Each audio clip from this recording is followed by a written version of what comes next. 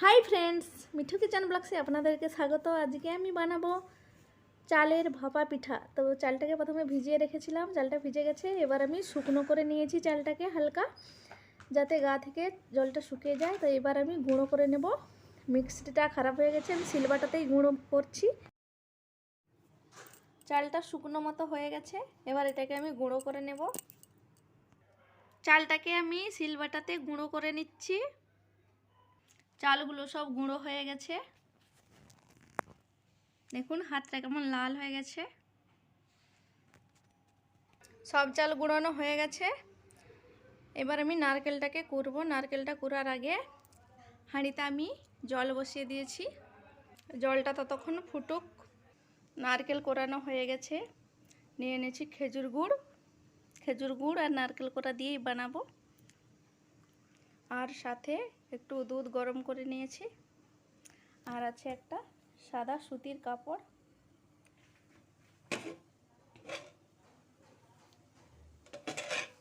জলটা ভীষণ গরম হয়ে গেছে। এরপরে আমি একটা এই সাদা কাপড়টা বেঁধে দেব।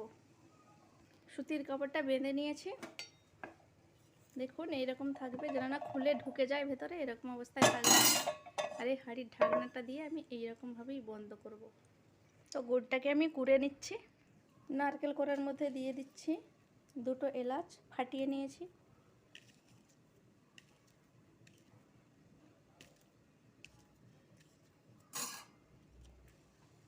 আর চাল গুঁড়ির মধ্যে নুন দিয়ে দিচ্ছি পরিমাণ মতো। নারকেল কোড়াতে একটু আদা আর একটু গাজর কুড়ে দেব। আদাটা কুড়ে দিয়ে দিয়েছি, আর গাজরটা কুড়ে দিয়েছি, পুরোটা দেওয়া হয়নি, একটুই দিয়েছি। সুন্দর লাগছে না কালারফুলি দেখতে? আপনারা চাইলে নাও দিতে পারেন, কিছু হবে না। ঘিটা আমি গালিয়ে নিচ্ছি এর ভাপে। আমি দিয়ে দেব 1 চামচ ঘি নারকেল কোড়ার মধ্যে। এইবার আমি এই মিশ্রণগুলোকে মাখিয়ে নেব ভালো করে। ঘিটা দিলে কি হয়, ফ্লেভারটা খুব সুন্দর আসে। মাখিয়ে নিয়েছি, আপনারা চাইলে চিনিটা দিতে পারেন। তো এর মধ্যে আমি নুনটা দিয়ে দিয়েছি, নুনটা ভালো করে মিক্স করে নিয়েছি। এর মধ্যে আমি অল্প অল্প দুধ দিয়ে মিশ্রণটিকে ভালো করে বানিয়ে নেব। মোট আধা বাটি দুধ লেগেছে, ছোট বাটির 5 চামচের মতো। এই চালের রঙটা একটু লালচে টাইপের, মরিচ চালের মতো। তো এটা দিয়ে আমি করেছি। আমি দুধ দিয়ে ভালো করে মাখিয়ে নিয়েছি। এইবার আমি একটা এই যে ডাব্বু নিয়েছি, এর মধ্যে দিয়ে বানিয়ে নেব। প্রথমে আমি এতে চালের মিশ্রণটা দেব, এর উপরে নারকেল কোড়া দেব, দেখাচ্ছি আপনাদের। প্রথমে আমি নিচে চাল গুঁড়ো দিয়েছি, বীজখানে নারকেলের পুরটা দিয়েছি, তার উপর আবার চাল গুঁড়ো দিয়েছি, দিয়ে দেখুন এইরকমভাবে হয়েছে। আমি এবার একটা হাঁড়ির ঢাকাটা খুলব। এইবার আমি এটা দিয়ে দেব,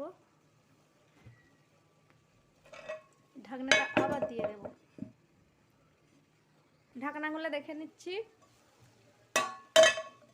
দেখুন খুব সুন্দর সেদ্ধ হয়ে গেছে। নামিয়ে নিচ্ছি, এরকম করে সবগুলো বানিয়ে নিচ্ছি।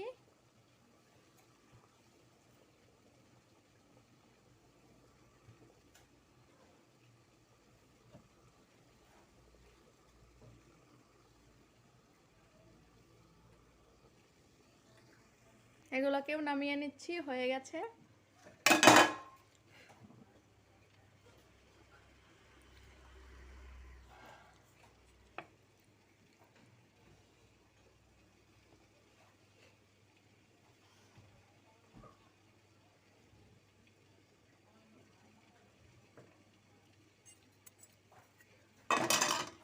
পিঠাগুলো সব বানানো হয়ে গেছে, আর একটা হচ্ছে, আরগুলো সব খাওয়া হয়ে গেছে।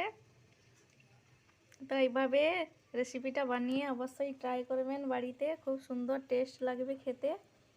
খুব মজা করে বাচ্চারাও খাবে, বড়রাও খাবে। তো এইরকমভাবে বানাবেন আপনারা। ভালো লাগলে লাইক শেয়ার কমেন্ট করবেন, সাবস্ক্রাইবও করে দেবেন। পাশে থাকবেন, চ্যানেলটিকে গ্রোথ করতে সাহায্য করবেন। আবার নতুন নতুন ভিডিও নিয়ে চলে আসবো। তো এখনো যে একটা হচ্ছে সেটাও আমি দেখাবো আপনাদের।